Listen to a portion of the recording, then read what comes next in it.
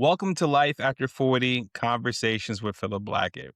This is a space for honest, thoughtful conversations about midlife without hype, without diagnosis, and without pressure. If you're somewhere between 35 and 55 years old and quietly navigating questions about your energy, your identity, your work, your faith, your relationships, or your health, you're not alone. Midlife can look stable on the outside and feel unsettled underneath. Life after conversations exists to do one thing well: to give adults in midlife language, clarity, and calm perspective for a season that can feel confusing, lonely, or silently overwhelming.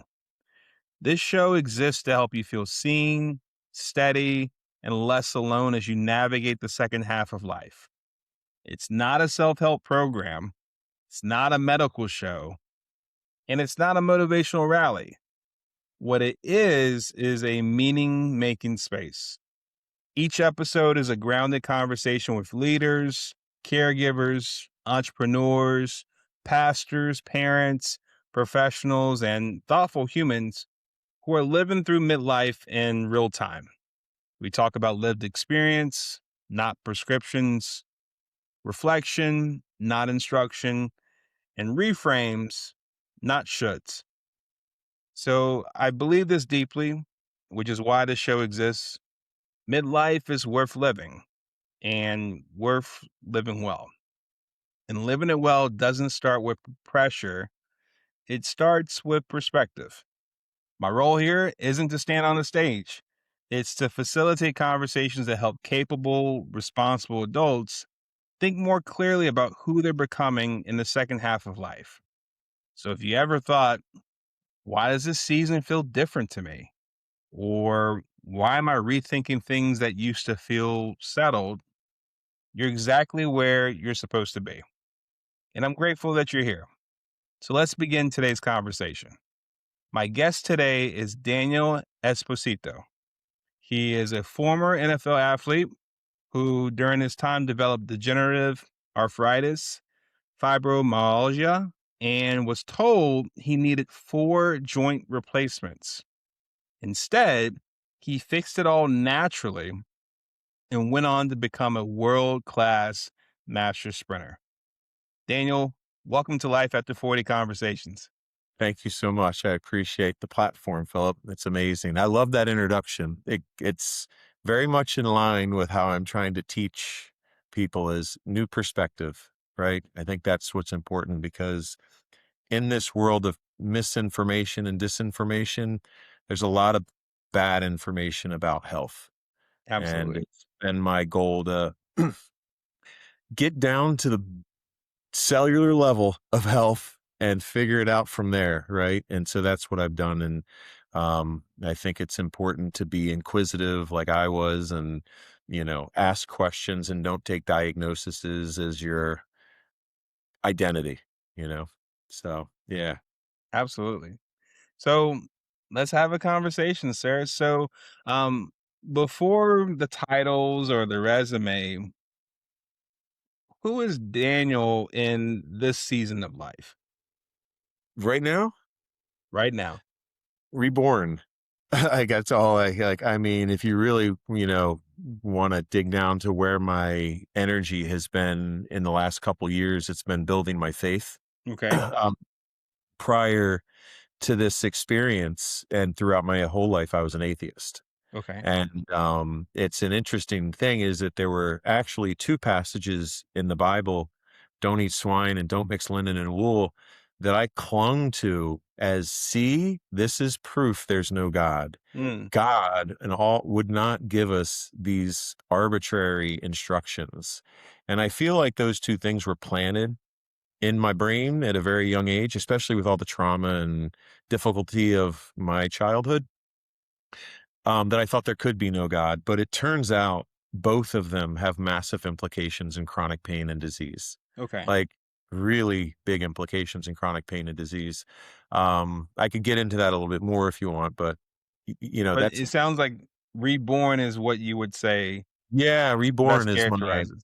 yeah, that's really, it's energy, it's faith, it's enlightenment, studying. I mean, I'm a new Christian, a new follower, and I've got lots and lots of questions in the same way I did with chronic pain. And so I'm doing the same thing. I'm researching the Bible. I'm looking into Gnosticism, reading the Apocrypha. I'm doing trying to get all the information before I can kind of, I don't think I'll ever figure it out until I'm called, but Mhm. it's, I want to make sure I'm on the right path. I think Absolutely. that's who I am right now. Absolutely. I appreciate that. Yeah. And so before that time, like as you kind of got into midlife, Daniel, um, when did you first realize something had shifted within you?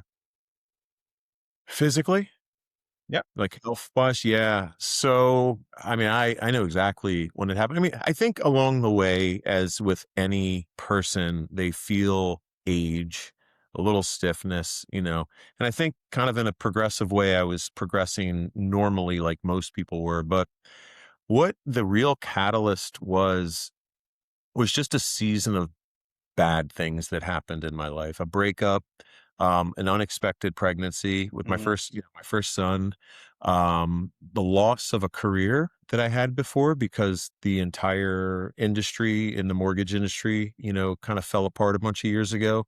Starting a new business with having no income coming in Mm. and a baby on the way, and then going to a diet mainly of pizza.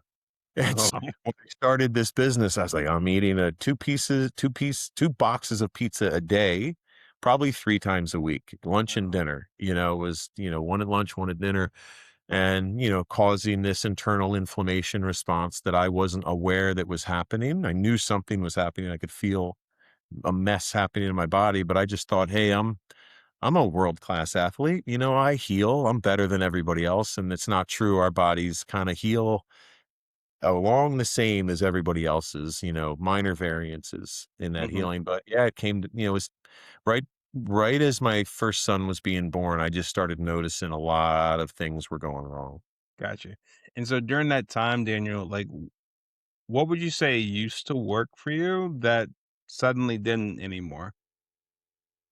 Nothing worked for me. Like, honestly, like I didn't have any regimen. Like, I just thought that I'll put whatever into my mouth, my body will sort it out, Mhm. and I'll just go on being the great athlete that I was, movement, physical abilities, things like that. Mental health, was also, I didn't realize how impacted that can be from poor food choices.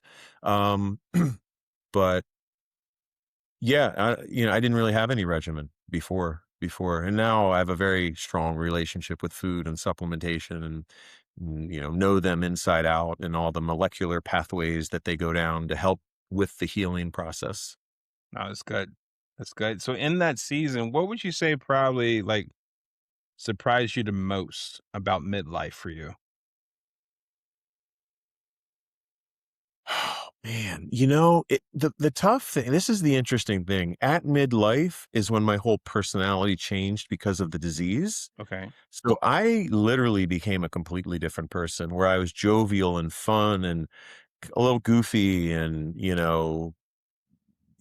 just a good time to be around, to just being kind of an ornery, cranky, angry at times Uh-huh. person. And that wasn't the age that did it, because I'm kind of turning back into that person again as I become healthier and healthier and healthier. But I have to say, just overall, as becoming an older person, 53 now, it it's just the lack of energy. It's really Okay. is what it is, I used to be super energetic, get up, get out of bed, go for, do a lot of different things. And so that motivation, I think, has gone away a little bit, but I find it coming back the more and more movement that I, get back in my body that, even with a little bit of chronic pain, it's still painful. Right. So even Mhm. though I've gotten rid of, say, let's say it's 95% of what I had, even that 1% that's left over still hurts, right? So it's like I want to go for a run, but I know, like, oh, my hamstring today is just not having it, But Yeah. I think energy is the most important thing. And so when we have these poor diets, it saps us even more of our energy. Mhm. Yeah. No, that makes sense then. It's just something changes, and how do you kind of best deal with that where it's just like it's so odd, you know? I mean, really, the ability to heal was probably and I mean, I'm sure that was obviously compounded by the lifestyle I was living at the time, but just, when I was young, I mean, I was always the most flexible person. I'd have an injury, it'd be gone in a couple days, and, just I'd always be healing. And I was a pretty hard runner in football, so Mhm, banged up my shoulders quite a bit. One day I couldn't lift it, then the next day I could lift it fine.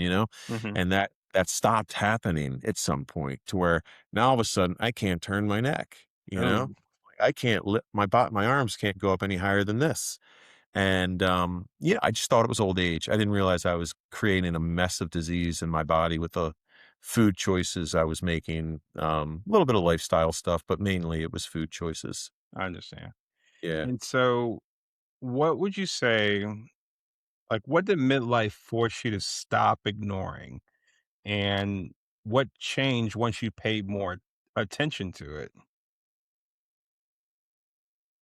How I showed up, my mental health, I think, when you have an anxious personality, which I don't have typically, Okay. but when you have all these parts going on in the body, you're put into a fight or flight response because your body is sensing danger, right? Mhm. It caused me to really be reflective on myself. Like, how am I actually showing up? Are all these jokes I'm making out of anxiety? Right. Because I realized I'm like all this jokey, anxious talk that I had was actually causing me to not form relationships and bonds with Mm, people. Right. It, okay. it impacted my business as well. It was just like this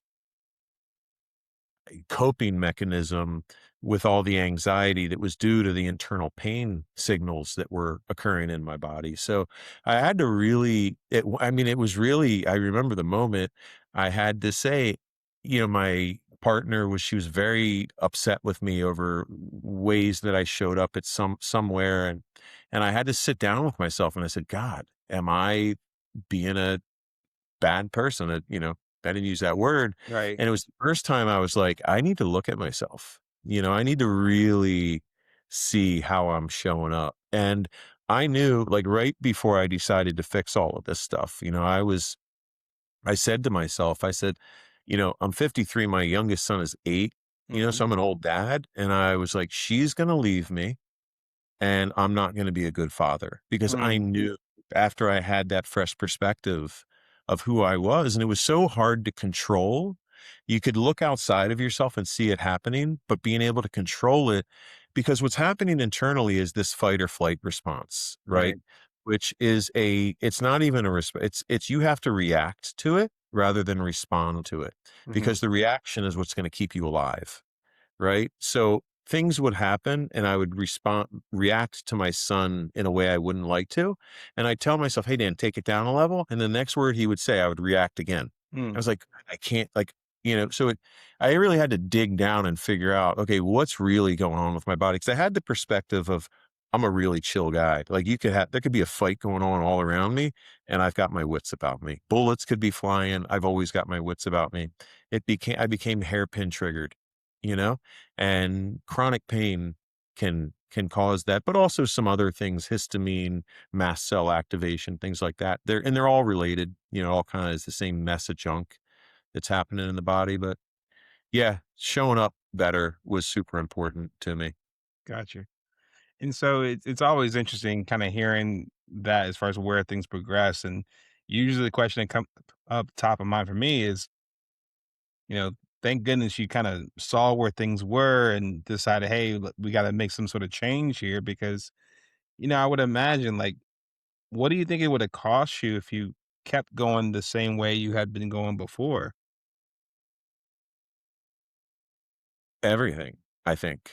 I was dysregulated emotionally, spiritually, physically. Like I was having a tough time. I could hardly get out of bed. Like like 2, 3 days a week. It Wow. was a struggle. And then you'd go through these periods of weeks where your body is just in this, it feels like it's burning on the inside. I kind of fibromyalgia, I kind of liken it to skinning your knee against the ground, but Hmm. internally but every time you move, you have that sort of, and so all the molecular things that happen sort of create these molecules in your body that just drag you down, right? Cause depression, cause anxiety. So yeah, I think I mean, I would have been a really bad father. I was able to reverse the course that I was on with my first son. And it wasn't that bad, but for what I expected in terms of Mhm. being a father, it wasn't the course I wanted to go down. But I remember yelling at him a couple times where he just looked at me like, you're a monster. Like it's just the fear in his eyes. And I felt like, oh my God, I had such abuse as a child. And, I don't hit my kids and they don't, there's none of that, but I'm pretty stern with them, I'll Mhm. pick you up. So, and, but, I never wanted to be that kind of father and I saw myself being that. And once again, I could see outside of myself, but for whatever reason it was that I hadn't uncovered yet, I wasn't able to control it. Gotcha. And, psychiatrists aren't going to help you. They can help you manage it, but they're not going to get rid of that underlying problem. Mm. Right? It's like your trigger gets reset way over here when it's normally over here. Okay. Yeah. And so, kind of seeing where things have like progressed and changed to nowadays, what would you say are like what rhythms, beliefs, or habits are essentially now to you non-negotiable?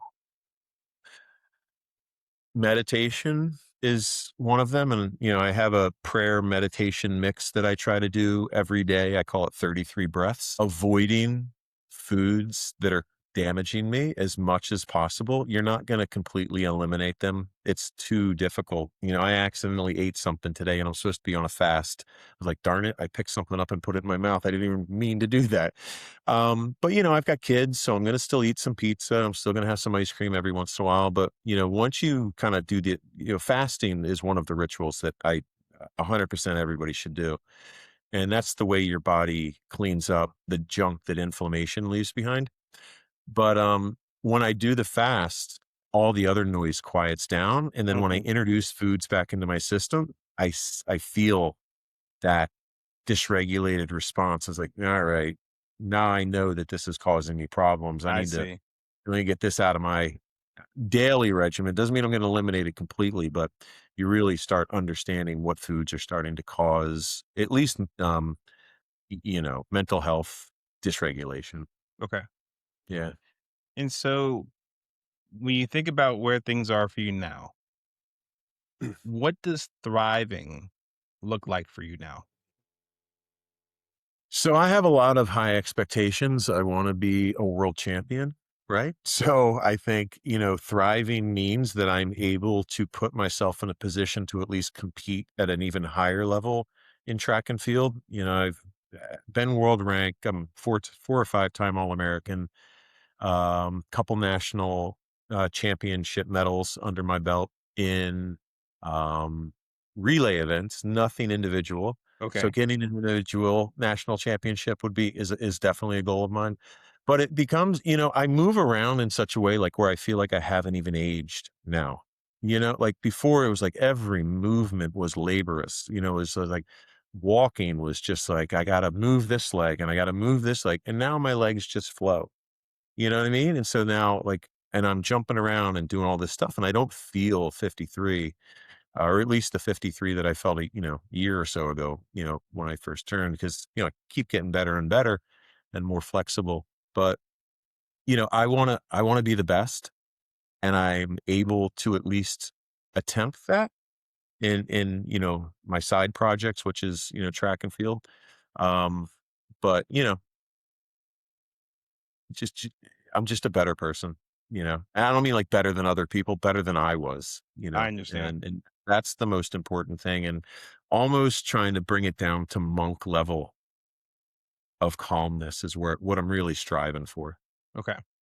No, Yeah. and I really resonate with that too, Daniel, because comparison is the thief of joy. They often say, right? So it's like when you're comparing with other people, there's always someone that's above and always someone that's below, always someone further ahead, always someone behind. But if you're making it about more so like the best version of yourself and where you came from up to this point, that's a much more sustainable way to go. It's the journey, not the result. It's really is the key. As long as you're on that journey and giving your best effort, you get that reward back, right? It's God's way of rewarding you through hard work, right? Is you Mhm. get that dopamine hit, you get that feeling of success. And so even if I don't become a world champion, the entire story around what I did makes me super proud. Most people just want to be able to tie their shoes without pain.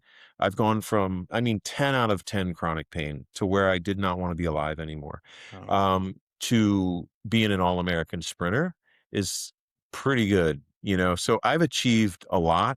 My goal is to help others get to where they want to get to and providing them a path that makes a lot more sense than how the modern medical industry is treating things like arthritis and fibromyalgia and ankylosing spondylitis and all these other diseases. They're pretty much all the same thing. mhm. Yeah. No, I understand that, and that's good to hear as far as how you're going about this now. Yeah. And so this has been really helpful, Daniel, and I'm sure a lot of people listening are getting a lot of value from this. And in particular, if there's someone listening right now to us and that person's feeling like they're quietly drifting or even burning out at midlife, what do you want them to hear from you right now? Yeah. Yeah, the only thing I say is seek and ye shall find. Right? It's the moment that I decided that I was gonna fix the unfixable. I was told I would never be athletic again. I would never have movement in the way that I did before. All of these diseases that I was diagnosed with were lifelong.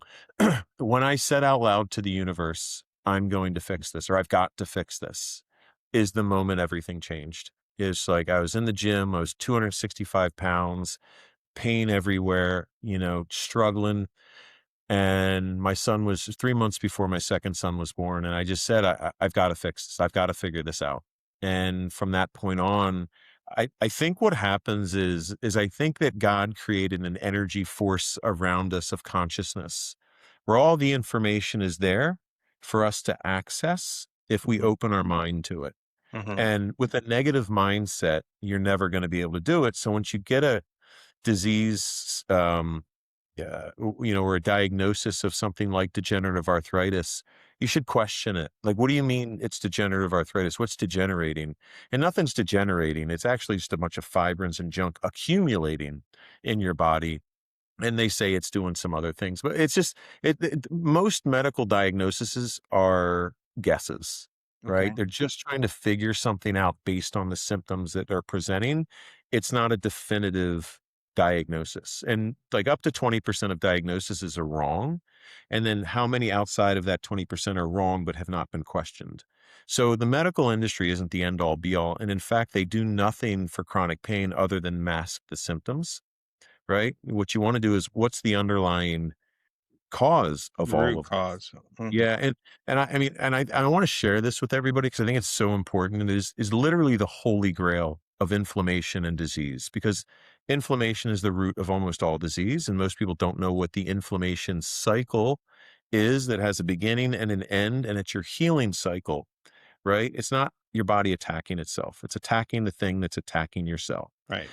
So your cell wall must be comprised of a ratio of omega 6 to omega 3 at a 1-for-1 ratio.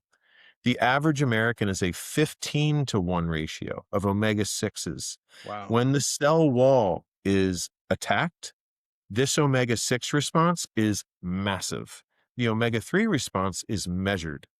Well, now that we have 15 to 1 ratio of omega 6s to 3s, any slight interaction at the cell is going to cause a dysregulated over inflammation response. And we find that most of our omega 6s are coming from this manufactured food diet that most of us are eating. 75% of what Americans put in their body is manufactured foods, which is loaded with seed oils. These seed oils, which we think vegetable oils, they're more healthy for us.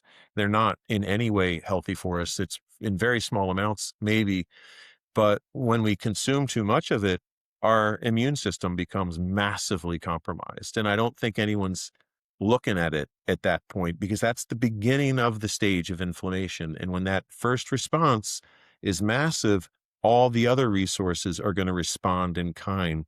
Too much glue, which becomes the scar tissue, too much white blood cells come into the area, removing the red blood cells from that area, which, red blood cells deliver electricity and oxygen to the muscle.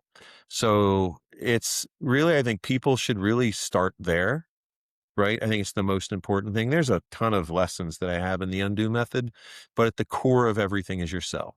And your cell is where you need to start. And that start has to be with removing seed oils, omega 6s from your diet in such like massive amounts. You're not going to get rid of it completely. Right.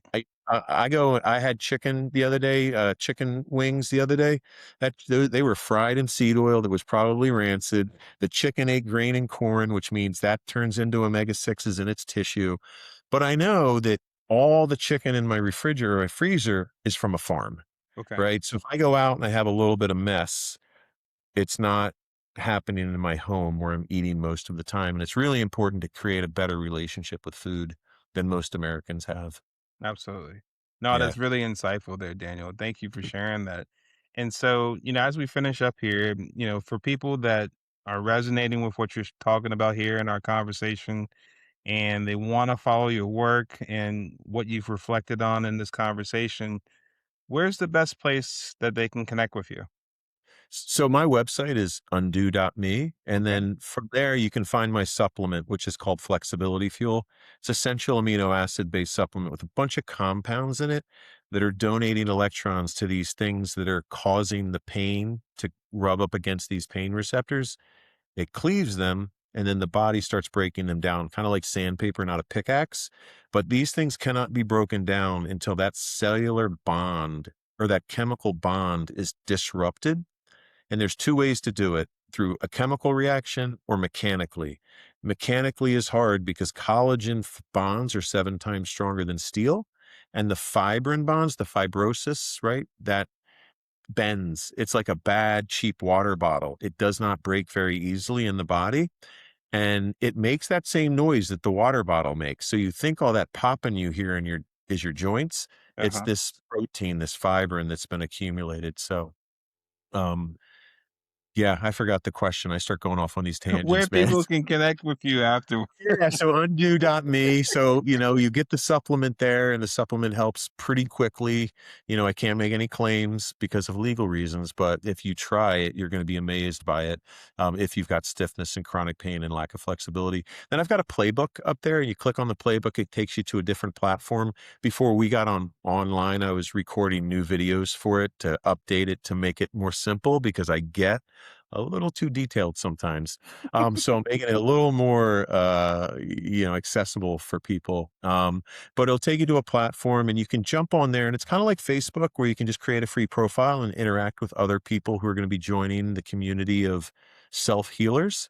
I put some things up there like the world's greatest shopping list that tells you where you get the 90 essential nutrients, minerals, fats, and amino acids from food, Hmm. right? And that's free. You can get that on there. Some meal plans, can have some workout plans, some stretching routines on there as well. But you can find the playbook on there, the Undu Method playbook. And that is a very detailed but simple to understand way to learn about what's causing the pain. Let's put a face to these offenders. Let's Hmm. know who the enemy is so we can then defeat them, and then how they're held together by these chemical bonds and what foods and supplements break the chemical bonds, side effects you might have, etc. So we go through the 6 main pain makers, diet and water as well as some practices on why you want to use breathing in a certain way to help the body break down these things as well. It's very unique when you breathe through your nose, your body keeps fibrin clots from forming. But you need a certain ingredient in your body in order for that process to happen, which is L-arginine. Anyway, so you learn these things in a very simple way to apply them. So you're intentional about your healing and having knowledge behind a course of action that you might want to take to help reduce some of these chronic pain symptoms. Um, it's $196, which seems a little pricey, but you get a free bottle of flexibility fuel with it. And then you have access to it with all the updates forever. Or for $13 a month, basically, you can have it. You can get through it in 3 days, right? I mean, you can screen record it. I don't care if you don't have the money. give me $13 for my 10 years of my life that I lost to chronic pain. So I put this together for you, and then you're going to have more information on chronic pain than anyone's ever put together anywhere. Like you cannot find something like this with all the tools and science backed, 100% science backed and 100% natural. Nice. Well, Yeah. now that's really helpful, Daniel. I definitely appreciate you sharing the background behind that, and just your reflection overall. I think your steadiness and honesty you brought to the conversation is really helpful, and I think these reflections are going to help a lot of people feel less alone in a season that often goes unspoken. And so, as we finish up, just for everyone listening in, I always want to remind people that, from this conversation, understand that, midlife isn't a problem to fix. It's a season to understand. And if something today that Daniel shared with you guys resonated, you don't need to rush into action. Just sit with it. Notice what it clarified from what Daniel talked about. Notice what it softened. Notice what it invited you to pay more attention to, because that's where real change begins, not with urgency, but with awareness. And so, as we conclude, for those who want to learn more about Life After 40, go to lifeafter40.com. You're also welcome to connect with me at philipblackett.com. And we'll have the link for Daniel in the show notes here for how you can connect with Daniel here as well. And so, just as a friendly reminder, as we finish up, midlife, it's worth living and worth living well. Thank you so much, Daniel, for spending time with us here on Life at the 40 Conversations. Thank you, everyone, for listening in and watching. This has been Life at the 40 Conversations with Philip Blackett. And thanks so much for watching. And we'll see you in the next conversation.